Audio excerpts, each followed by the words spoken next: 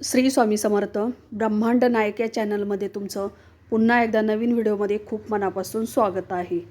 तर आजच्या धावपळीच्या युगामध्ये किंवा आजच्या जे युग आहे तर त्यामध्ये कामाचा ताण हा बऱ्याच जणांना वाढलेला असतो आणि त्या कामाच्याच त्रासामुळे बऱ्याच जणांना डोकेदुखीचा खूप मोठ्या प्रमाणात त्रास होत असतो. अगदी लहानांपासून मोठ्यांपर्यंत डोकेदुखी हा विषय गंभीर आजाराने पसरत आहे. आता बऱ्याच जणांना डोकं दुखतं आणि डोकेदुखीचा परिणाम अगदी मायग्रेनवरती गेलेला असतो आणि खूप सारा दवाखाना केलेला असतो, तरी पण तो आजार बरा झालेला नसतो. जोपर्यंत आपण गोळ्या घेतो तोपर्यंत आपल्याला रिलीफ वाटतं आणि काही दिवसांनी हा आजार पुन्हा परत गोळ्या बंद केल्यानंतर पुन्हा परत चालू होतो.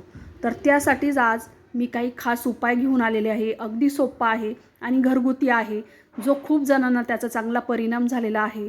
तर तुमच्याशी हा व्हिडिओ शेअर करते, कारण बरेच जण असे आहेत की हे औषधाच्या शोधात असतात. गोळ्या औषधं घेऊन हे कंटाळलेले असतात आणि त्यांना घरगुती काहीतरी उपाय पाहिजे असतो. तर त्यांच्यासाठी हा व्हिडिओ खूप मोठा वरदान असणार आहे. त्यासाठी व्हिडिओ शेवटपर्यंत नक्कीच बघा आणि जर नवीन असाल तर व्हिडिओला लाईक आणि सबस्क्राईब जरूर करा. तर काही लोकांचं डोकं नेहमीच खूप दुखतं, त्यामुळे ते सतत डोक्याला हात लावून बसलेले असतात.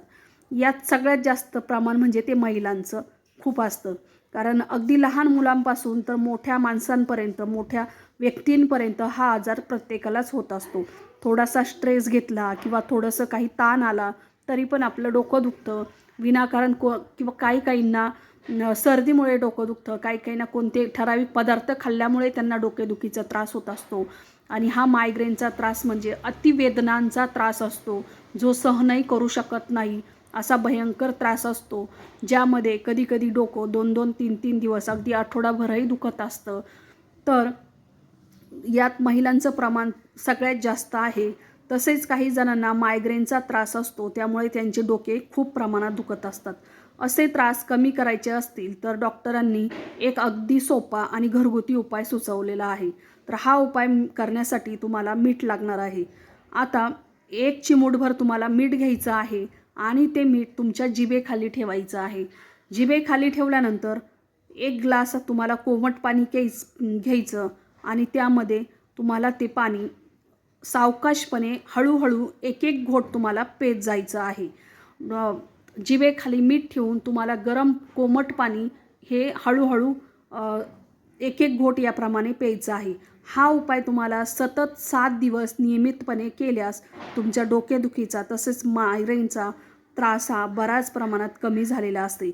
कारण या पद्धतीने मीठ आणि प्राणीप्राश घेतल्यास शरीराला पुरेशा प्रमाणात इलेक्ट्रोलाइट्स मिळत असतात. पण ज्या लोकांना बीपीचा त्रास असतो त्यांनी डॉक्टरांचा सल्ल्याशिवाय हा उपाय करू नये. शिवाय डोकेदुखी, मायग्रेनसारखी दुखणी जास्त दिवस अंगावर काढणंही बरं नसतं.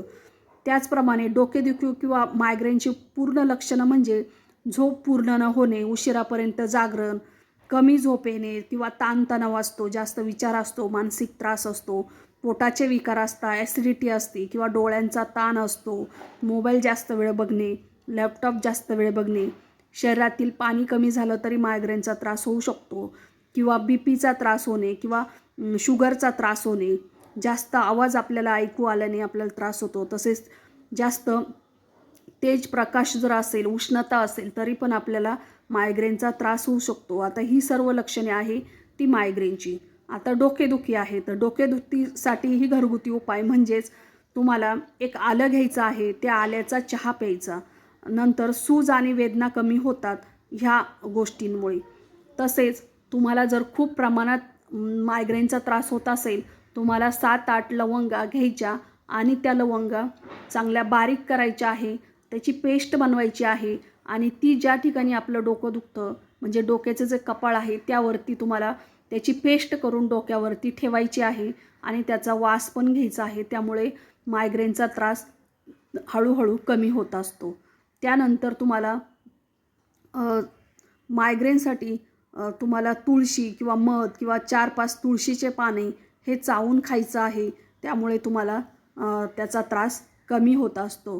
तसेच तुम्हाला लवंग ह्या कपाळावर वाटून तुम्हाला त्याचा 2-3 लवंगा वाटायच्या आणि त्या कपाळावरती लावायच्या. त्यामुळे हा त्रास कमी होत असतो. तसेच खूपच आपण कधी कधी काय करतो, तो डोके दुखत असलं की शेकतो. बऱ्याच जणांना शेकायची सवय आहे. परंतु ज्यावेळेस आपलं डोकं दुखतं त्यावेळेस गरम कपड्यांनी न शेकता आपल्याला थंड पाण्याचा एक रुमाल ओला करून किंवा कॉटनचा कपडा ओला करून तो तुमच्या डोक्यावरती ठेवा. बघा काही मिनटातच तुम्हाला खूप छान प्रमाणात रिलीफ मिळेल. कारण त्यावेळेस आपल्या ह्या नसा फुगलेल्या असतात. त्यामुळे आपण थंड कोणतीही वस्तू डोक्यावरती ठेवली तर तुम्हाला त्याचा प्रमाण किंवा त्रास कमी जाणवत असेल. तसेच तुम्हाला तुपाचा मसाज करायचा आहे. म्हणजेच रात्री एक एक थेंब कोमट गाईचे तूप तुम्हाला रात्री डोक्याचा ताण कमी होतो. हे तुम्हाला नाकात ओतायचं आहे. कोमट शुद्ध गाईचं तुपाचे एक एक थेंब तुम्हाला नाकात ओतायचे आहे. त्यामुळे तुम्हाला मायग्रेनचा तसेच डोक्याचा त्रास कमी होईल. त्यानंतर डोक्याला तेलाने मसाज किंवा खोबरेल तेल, तीळ तेल असेल यांनी मसाज करायचा आहे. त्यानंतर पुरेसे पाणी प्यायचं आहे. म्हणजेच दिवसातून 7-8 ग्लास तरी पाणी प्यायचं आहे.